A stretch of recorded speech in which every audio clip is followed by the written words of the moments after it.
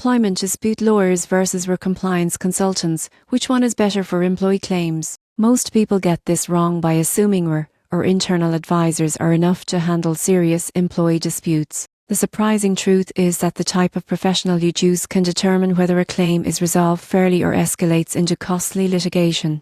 Employment dispute lawyers specialize in representing employees or employers in conflicts such as unfair dismissal, discrimination, harassment, or wage disputes. They understand employment law in detail, can analyze complex contracts, gather evidence, and represent clients in tribunals or court proceedings. For example, if an employee faces wrongful termination, a dispute lawyer can negotiate settlements, draft legal correspondence, and advocate for compensation or reinstatement.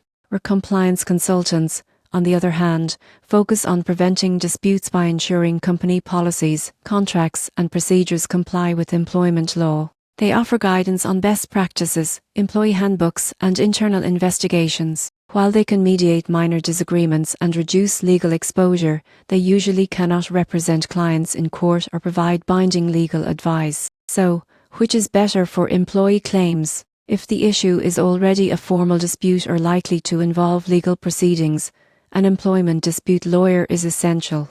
They protect rights, provide strategic advocacy, and can negotiate settlements that consultants cannot legally enforce.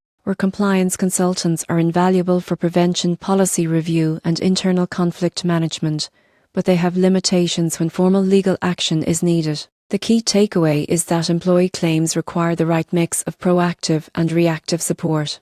The surprising truth is that combining preventative guidance with specialized legal representation ensures disputes are managed efficiently, reducing risk and protecting both employees and employers. Choosing the right professional at the right time can save money, reputation, and stress.